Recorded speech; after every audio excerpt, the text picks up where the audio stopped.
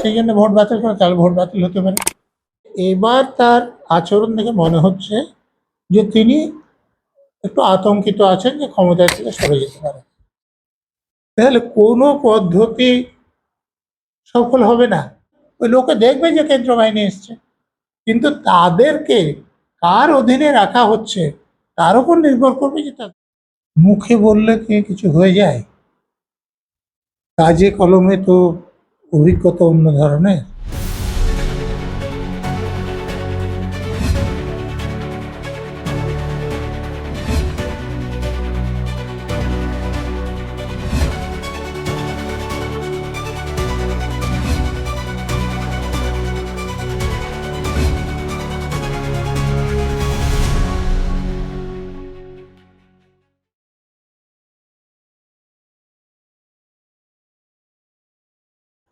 গতকাল রাজ্যের ভোট ঘোষণা হয়েছে, 2 দফায় ভোট হতে চলেছে রাজ্যে। শান্তিপূর্ণভাবে ভোট হওয়া কি সম্ভব এই রাজ্যে? শান্তিপূর্ণভাবে ভোট কে করতে চায়? রাজ্যের শাসক দল করতে চায় না নির্বাচন কমিশন করতে চায়? শান্তিপূর্ণভাবে ভোট প্রথমে তো করতে চাইতে হবে। আমার তো ধারণা কেউই সেটা চাইছে না। কিন্তু নির্বাচন কমিশন থেকে তো বারবার বলা হচ্ছে যে ভোটের হিংসা, ভোট পরবর্তী বা পূর্ববর্তী হিংসা কোনোভাবেই বরখাস্ত করা হবে না। মুখে বললে কি কিছু হয়ে যায়, কাজে কলমে তো অভিজ্ঞতা অন্য ধরনের।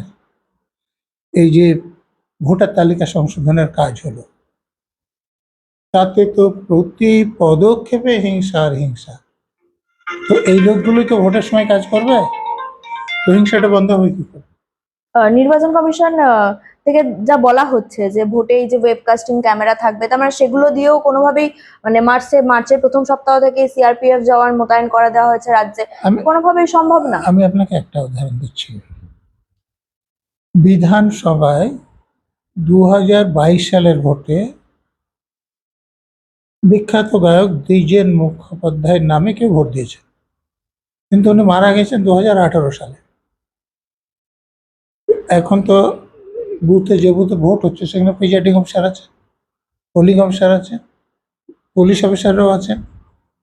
তো এখন তো ভোটার কার্ডে ছবি থাকে, তো দ্বিজেন মুখার্জিকে চেনেন না প্রিজাইডিং অফিসার, পোলিং অফিসার, তাহলে যে ভোটার কার্ড নিয়ে তারা আসছেন তাতে তো ছবি মিলবে না, তাহলে ভোট দিলেন কি করে? বুঝতে পেরেছি? অর্থাৎ যদি এই প্রিজাইডিং অফিসার, পোলিং অফিসার এবং পুলিশ অফিসার নিরপেক্ষভাবে কাজ না করে, তাহলে কোনো পদ্ধতি সফল হবে না। আমি যে বললাম 294 আসনে এবার ভোট হবে, কালীগঞ্জের ভোটটাতে একটা আসনে ছিল, শান্তিপূর্ণ করতে পেরেছে? কেন হয়নি? কারণ সদিচ্ছাই নাই। যারা পুলিশের লোক ছিলেন সেখানে, তারা যদি বোমাগুলো উদ্ধার করতেন, তাহলে কি তাদের বোমা খেয়ে তামান্নাকে মরতে হতো? তো আপনি মুখে বড় বড় ভাষণ দেন না, কিন্তু কাজের বেলায় কিছু করছেন না, অতএব তাতে অশান্তি বন্ধ হবে না। মানে তাহলে তো বোঝাই যাচ্ছে যে এই presiding officer, polling officer, police যারা রয়েছে, মানে সর্ষের মধ্যেই ভূত রয়েছে। তাহলে এই সর্ষের মধ্যে থেকে ভূত তাড়ানোর উপায় কি আপনার মতে? নির্বাচন কমিশন যদি নিরপেক্ষ লোককে, returning officer, presiding officer, polling officer আর এই পুলিশ অফিসার করে, তাহলে তো সেখানে ভূত থাকবে না। তো ভূত তাড়ানোর উপর এইটাই। ভূত যে শস্যের মধ্যে আছে, সেই শস্য দিয়ে আপনি ভূত ঝাড়তে যদি চান, তাহলে ভূত তো আরও ওখানে এসে জুটবে। সেই জন্য ভূতগুলো বেশি বেশি করে জুটছে। আপনাকে এমনভাবে তাড়াতে হবে যাতে ওখানে ভূত না থাকে। এই যে ভোটার তালিকা সংশোধনের সময় আপনারা তো দেখেছেন, ফরাক্কায়, চাকুলিয়ায়, ইটাহারে, কুলতলিতে, বাসন্তীতে, বাদুড়িয়ায় ইলেকশন কমিশনের যারা অবজারভার তাদের উপর আক্রমণ হচ্ছে, তো চোর থাপ্পড়ও তারা খাচ্ছে। তাদের পক্ষে সঠিকভাবে কাজ করা সম্ভব? তো আপনি কেন্দ্র বাহিনীর কথা বললেন একটু আগে, গিরিশ পার্কে যখন ঝামেলা হলো কাছাকাছি জায়গায় কেন্দ্র বাহিনী ছিল তো। গত লোকসভা ভোটে কেন্দ্র বাহিনীর উপস্থিতিতে আপনারা দেখেননি গুন্ডা বদমাশদের ভোট রেগিং করে? তো কেন্দ্রীয় বাহিনীকে নিরপেক্ষভাবে কাজে লাগাতে হবে, তো যার জন্য কেন্দ্রীয় বাহিনীদের এমন লোকের অধীনে রাখতে হবে যিনি নিরপেক্ষভাবে থাকবেন এবং কাজও করবেন। নিরপেক্ষভাবে এক জায়গায় বসে থাকলেন বা ওই হাজারদুয়ারি দেখতে চলে গেলেন, তাহলে তো হবে না। আপনি গিরিশ পার্কের ঘটনার কথা বললেন, কদিন আগে গঙ্গাসাগরেও শুট আউট হয়েছে, মানে মার্চ মাসের মধ্যেই, অথচ মার্চ মাসের প্রথম সপ্তাহ থেকে কেন্দ্রীয় বাহিনী মোতায়েন রয়েছে রাজ্যে। এখনই যদি কাজ করতে না পারে, তাহলে তো ভোটেও তারা কাজ করতে পারবে না। আমার বক্তব্য তো সেইটাই। আপনি গঙ্গাসাগর বলছেন, মানে কলকাতার বুকে শুট আউট হচ্ছে না? এই কাকোলাতে কি দেখলেন? আর যে আসামি, তাকে পুলিশ খোঁজ করে পাচ্ছেন না, কিন্তু তিনি ইফতার পার্টি ডাকছেন নিজের নামে, তিনি সমাজ মাধ্যমে পোস্ট করছেন, আমাদের পুলিশের লোকেরা তাকে ধরতে পারছেন না।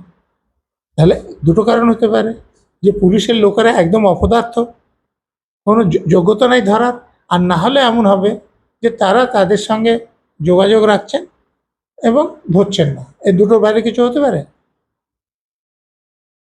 বিরোধী দলনেতা শুভেন্দুবাবু বারবার একটা কথা বলেন যে বাইরে থেকে আইপিএস আইএএস অফিসারদের এনে এই রাজ্যে ভোট করানো উচিত। আপনি সহমত? দেখুন, নির্বাচন কমিশনের উপর ভার আছে তাকে কোন পদে নিয়োগ করবেন। আমি তো বললাম যে নির্বাচন যখন চলছে তখন প্রশাসনটা তাদের হাতে দিয়ে দেওয়া হয়।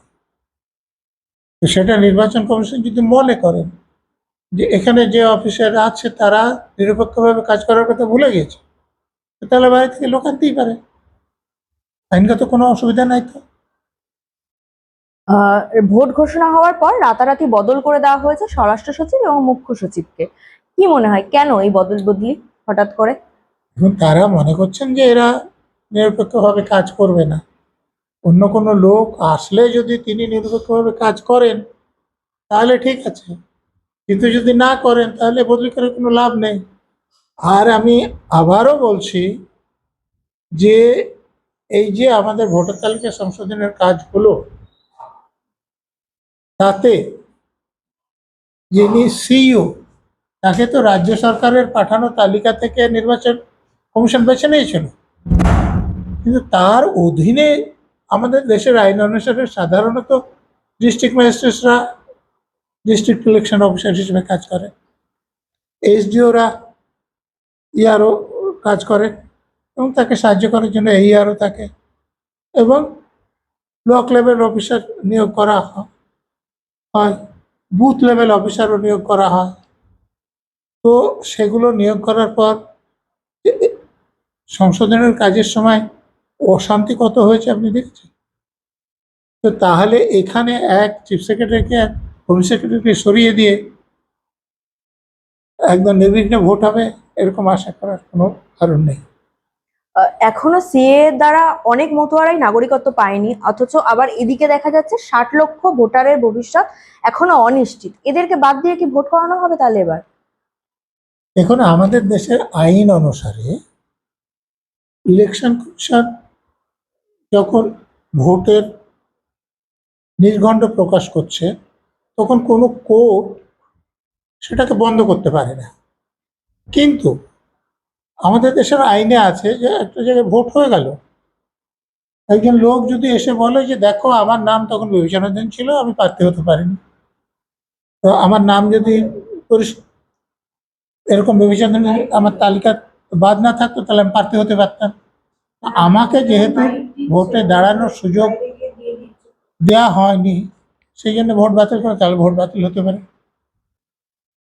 তার মানে আপনি এই ভোট পিছনো এটা কি ঠিক উচিত? মানে আপনার মনে হয় যে ভোট পিছনো উচিত, মানে ওয়েট করা উচিত এই 60 লক্ষ ভোটারের জন্য? এখন এটা তো নির্বাচন কমিশন সিদ্ধান্ত নিতে পারেন, যারা চিফ কমিশনার আছে, অন্য কমিশনার আছে, তারা সিদ্ধান্ত নেবেন। আমার ব্যক্তিগত মত তো তালিকায় কাদের নাম থাকবে না থাকবে সেটা সম্পূর্ণ হওয়ার পরেই ভোট করা উচিত। মানে আমার তালিকা সংশোধনের কাজ পুরো শেষ হলো না, কিছু লোকের নাম বিবেচনাধীন, অর্থাৎ তারা ভোটার তালিকায় আসতেও পারে নাও আসতে পারে, আমরা জানি না। একজন যার নাম বিবেচনাধীন আছে সে তো ভোটে দাঁড়াতে পারে, তো তার সে অধিকারটা আহ, কেড়ে নেওয়ার ক্ষমতা তো নির্বাচন কমিশনের নাই। তার থেকে আপনারা সহজেই বুঝতে পারবেন যে কি হওয়া উচিত। কিন্তু আমি এটাও আবার বললাম যে আমাদের দেশের আইন অনুসারে ভোটের প্রক্রিয়া শুরু করলে কোনো কোর্ট সেটাকে বন্ধ করতে পারে না, কিন্তু ইলেকশন পিটিশন হলে ইলেকশন বাতিল করতে। ভবানীপুর, যেটা ভোটের ক্ষেত্রে একটা একদম হটস্পট বলা যেতে পারে, সেখানে ভোট ঘোষণা হওয়ার পর থেকেই দেখা যাচ্ছে কেন্দ্রীয় বাহিনী রুট মার্চ শুরু করে দিয়েছে। কেন্দ্রীয় বাহিনী রুট মার্চ শুরু করাতে লোকে দেখবে যে কেন্দ্রীয় বাহিনী এসছে, কিন্তু আমি উদাহরণ দিয়ে বলছি, অনেক জায়গায় হয়েছে। আমার দুটো ঘটনা মনে আছে, ঘাটালে এবং ভাঙড়ে। আমাদের দেশের নির্বাচনী আইন অনুসারে প্রার্থী যে কোনো বুথে ঢুকে দেখতে পারে যে ভোট সেখানে ঠিকমতো হচ্ছে কিনা, কিন্তু দুটো জায়গায় আমি দেখেছি প্রার্থীকে বুথে ঢুকতেই দেওয়া হয়নি শাসক দলের গুন্ডা বদমাশরা। কিন্তু সেখানে যারা কর্তব্যরত ছিল তারা নিজেরাও কাজ করেনি, কেন্দ্র বাহিনী দাঁড়িয়েছিল তাদেরকে কাজ করতে বলেওনি, তারা কিছু করতে পারেনি। অত ভবানীপুরে ওই লোকে দেখবে যে কেন্দ্র বাহিনী এসছে, কিন্তু তাদেরকে কার অধীনে রাখা হচ্ছে তার উপর নির্ভর করবে যে তাদের দ্বারা কোনো লাভ হবে কিনা ইলেকশনে।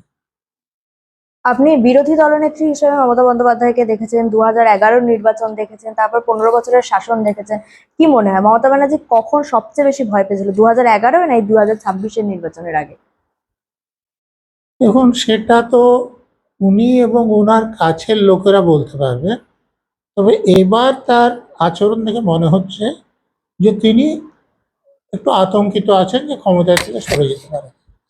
এই আতঙ্ক কি এই ব্রিগেডের এই লক্ষ লক্ষ মানুষ দেখি নরেন্দ্র মোদীর সভায়? না, ব্রিগেডের লোক হলো মানে তারা বুথে গিয়ে ভোট দিতে পারবে এরকম না। আমি আবারও তো বলছি, ধরুন গুন্ডা বদমাশরা যারা বিরোধীদের ভোট দিতে পারে তাদের বাড়িতে গিয়ে বোমাগুলি নিয়ে দাঁড়িয়ে যায়, তাদেরকে বের হতেই দেয় না। কোনোরকম বের হয়ে আসলে লাইনে বোমা মারে, গুলি মারে, বুথে ঢুকতেই দেয় না। তারপরে ঢুকলেও বুথের ভিতরে অস্ত্র নিয়ে গুন্ডা থাকে, তারা ভোটারের ভোটটা সে ভোটারকে না দিতে দিয়ে নিজেরা দিয়ে নেয়। তো তাহলে লোকেরা ভোট চাইলেই, মানে দিতে চাইলেও, যে যাকে ভোট দিতে চাইছেন তাকে ভোট দিতে পারবেন যদি না সেখানে অবাধে ভোট হয়, সুষ্ঠুভাবে ভোট হয়, সেটা নিশ্চিত না। অতএব ব্রিগেডে যে লোকগুলো এসছে আমি ধরে নিলাম তারা সকলেই যে পার্টির হয়ে এসছে সে পার্টির লোককে ভোট দিতে চায়, কিন্তু বুথে তাদের গিয়ে ভোট দিতে দেয়া হলে তো। যুবসাথীর মতনই মমতা বন্দ্যোপাধ্যায় ভোট ঘোষণার ঠিক কিছুক্ষণ আগে ঘোষণা করলেন 2009 থেকে যে বকেয়া ডিএ রয়েছে তিনি সেটা ফেরত দিয়ে দেবেন, এবং সাথে পুরোহিত এবং মোয়াজ্জেম যারা রয়েছে তাদের ভাতা 500 টাকা করে বাড়িয়ে 2000 টাকা করে দেওয়া হলো। এটাও কি একটা মাস্টার স্ট্রোক ভোট কেনার জন্য? দেখুন, সুপ্রিম কোর্ট যখন রায় দিয়েছে তখন দিয়ে দিতেই হবে, কারণ সুপ্রিম কোর্টের উপরে কোনো কোর্ট নেই। তিনি যে দরখাস্ত করেছে সেটা টেকেন আইনে, আমি আপনাকে বলে দিয়েছি সিভিল প্রসিডিওর কোড অনুসারে এবং সুপ্রিম কোর্ট রুলস অনুসারে জজ সাহেবরা একবার একটা রায় দিয়ে দিলে সেটা আর পরিবর্তন করতে পারেন না, একমাত্র ক্লেরিক্যাল বা নিউমেরিক্যাল মিস্টেক ছাড়া। এই আইনে সেরকম কিছু আসে বলে আমার জানা নেই। অতএব যে তিনি যে মডিফিকেশনের যে প্রার্থনা দিয়েছেন সেটা পত্র পাঠ খারিজ হবে, অতএব দিয়ে দিতেই হবে। তো সেটা তিনি ভোটের আগে ঘোষণা করে দিলেন যে ভোটে হেরে ক্ষমতা থেকে চলে গেলেন, দেখুন অন্যরা এটা দিচ্ছেন, উনি বলবেন যে আমি তো দিতে চেয়েছিলাম, এই জন্য ঘোষণা করেছে। ভবানীপুর যে কেন্দ্রটা নিয়ে পুরো রাজ্য রাজনীতি উত্তাল থাকে সবসময়, আপনার কি মনে হয় বিরোধী দলনেতা হিসেবে বা বিরোধী মুখ হিসেবে ওখানে মমতা ব্যানার্জির বিরুদ্ধে কাকে দাঁড় করানো উচিত? এটা তো ভবানীপুরের ভোটাররা সব থেকে ভালো বলতে পারে যে এই লোক দাঁড়ালে আমরা তাকে ভোট দেব, অন্যদের এ কথা বলা উচিত না। কিন্তু আপনার পার্সোনালি কি মনে হয় নিরপেক্ষভাবে যদি আপনি বলেন যে ওখানে কাকে দাঁড় করানো উচিত মমতা বন্দ্যোপাধ্যায়ের বিরুদ্ধে?